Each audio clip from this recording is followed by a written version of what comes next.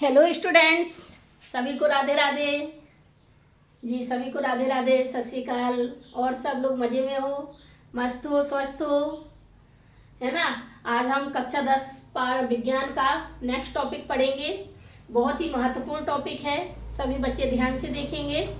मैं डॉक्टर सुनीता गुप्ता के साथ देखेंगे आज नया टॉपिक, रासायनिक समीकरण को संतुलित करना। तो रासायनिक समीकरण को संतुलित करने के लिए सबसे पहले हमें एक समीकरण लेना है जो असंतुलित समीकरण होगा, पेपर में दिया जाता है, ठीक है।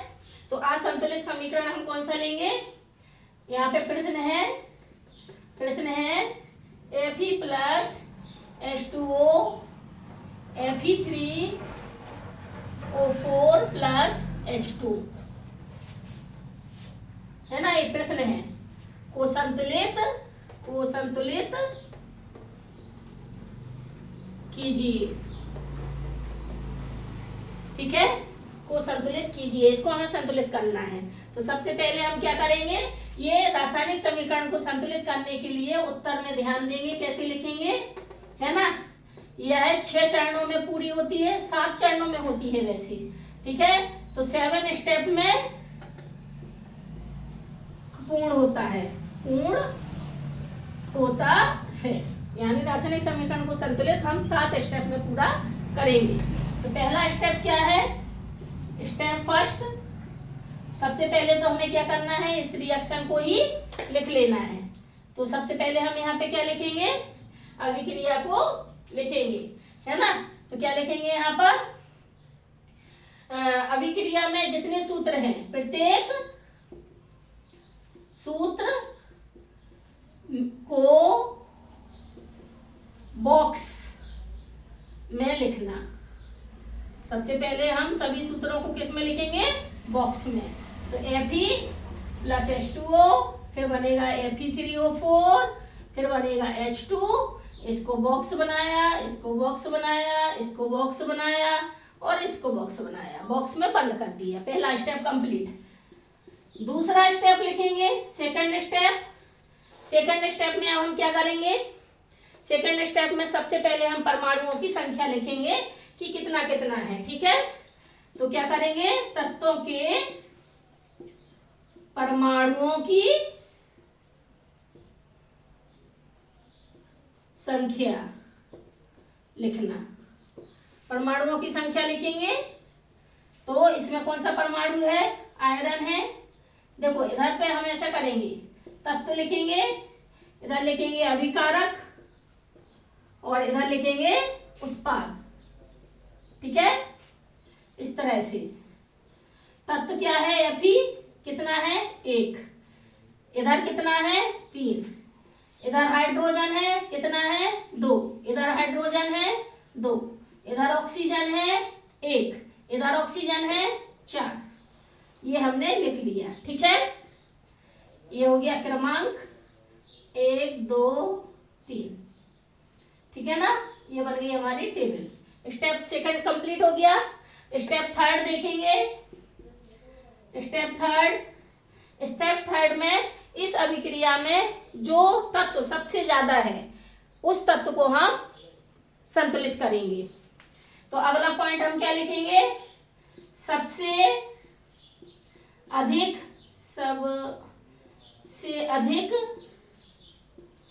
परमाणु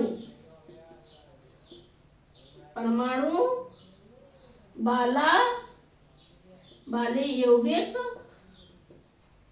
को संतुलित करना, ठीक है। सबसे अधिक परमाणु वाले यौगिक को संतुलित करेंगे। तो सबसे अधिक परमाणु किसके पास है, इसके पास है। देखो ये आयरन 3 है, ऑक्सीजन 4 है, ऑक्सीजन 4 है, किसी में भी सबसे ज्यादा नहीं है। इधर ऑक्सीजन 4 है ना। तो हम क्या करेंगे, यहाँ पर इसी वाले को सिलेक्ट कर लेंगे, ठीक है। तो अब हमें फिर वही लिखना है, यहाँ पर प्रारंभ में क्या लिखेंगे, प्रारंभ में लिखेंगे हम यहाँ पे, फिर यहाँ लिखेंगे अभिकारक, फिर यहाँ लिखेंगे उत्पाद। प्रारंभ में है ना, तो प्रारंभ यहाँ पे पहला है ऑक्सीजन परमाणु, क्या दिया हमने, ऑक्सीजन परमाणु, ऑक्सीजन परमाणु की संख्या सबसे ज्यादा है, तो प्रारंभ में क्या है, प्रारंभ में कितना है ऑक्सीजन, एक ऑक्सीजन है H2O, एक ऑक्सीजन है, और यहाँ पे कितनी है Fe3O4 है। अंत में हम क्या करेंगे, इसको संतुलित करेंगे, संतुलित करेंगे, संतुलित करना, तो यहाँ पे क्या करेंगे 4 है, तो यहाँ 1 है, तो हम यहाँ पे क्या करेंगे 4 का गुणा कर देंगे, तो ये बन जाएगा यहाँ पर 1 गुणा 4, ठीक है। तो यहाँ पे 1 गुणा 4 किया तो कितना बन गया, 4 बन गया, यानी ऑक्सीजन कितने हो गए हैं, 4 हो गए हैं, ठीक है। अगला स्टेप लेंगे, ये तीनों स्टेप लिख लिए। इसके बाद अगला स्टेप देखेंगे, स्टेप नंबर 4। स्टेप नंबर 4 में हम क्या करेंगे, अब हमने सबसे अधिक परमाणु वाला ले लिया, ऑक्सीजन था, अब इसके बाद करेंगे हाइड्रोजन को संतुलित। तो क्या लिखेंगे अगले स्टेप में, हाइड्रोजन संतुलित करना, हाइड्रोजन संतुलित करना, ठीक है। फिर ऐसे ही लिखेंगे, यहाँ लिखेंगे हाइड्रोजन लिया, यहाँ अभिकारक, और यहाँ पर उत्पाद। प्रारंभ में हाइड्रोजन कितना है, प्रारंभ में कितना है हाइड्रोजन, प्रारंभ में हाइड्रोजन है 2, ये देखो यहाँ पर 2 है, और अंत में हाइड्रोजन कितना है 2, ठीक है। लेकिन हमने यहाँ पे 4 का गुणा कर दिया है, तो हाइड्रोजन यहाँ पे अगर हम 4 का गुणा करेंगे तो 4 हो गई है, तो अंत में हमें हाइड्रोजन को कितना करना है, 4 करना है। तो हम क्या करेंगे, यहाँ पर 2 गुणा 4 कर देंगे, संतुलित अभिक्रिया, संतुलित रखना, संतुलित करना, तो यहाँ पे उत्पाद में कितनी बन जाएगी, 8 बन जाएगी हाइड्रोजन, ठीक है। अगला स्टेप देखिए, अगला स्टेप लेंगे 5वें में लिखेंगे अन्न तत्व संतुलित करना। अन्न तत्व क्या बचा अब आपके पास में, संतुलित करना, अन्न तत्व बचा हुआ है यहाँ पे आयरन, हाइड्रोजन हो गया, ऑक्सीजन हो गया, बचा है आयरन। तो आयरन में हम फिर लिखेंगे यहाँ पर आयरन, अभिकारक की साइड कितने हैं और उत्पाद के साइड कितने हैं। तो प्रारंभ में अभिकारक कितना है, 1 है आयरन, इधर कितना है 3 है। अब हमें क्या करना है, संतुलित करना है। संतुलित करने के लिए हम क्या करेंगे, इसमें 3 का गुणा कर देंगे, तो यहाँ पे कितने बन जाएंगे, 3 बन जाएंगे। लेकिन ये क्या सही रिएक्शन है, देखेंगे हम, ठीक है 3 हो गया, सही है। अब हम अगला स्टेप लेंगे, अगले स्टेप में 6वां स्टेप है संतुलित समीकरण लिखना। अब हमने सब चीजों को मिला दिया तो क्या करेंगे, यहाँ पर Fe प्लस H2O तो बनाएगा Fe3O4 प्लस H2। Fe कितने लिए इधर अभिकारक में 3, तो ये 3 हो गए हैं। यहाँ पर ऑक्सीजन कितने किए हैं अपन लोगों ने 4, तो यहाँ पे 4 कर दिया।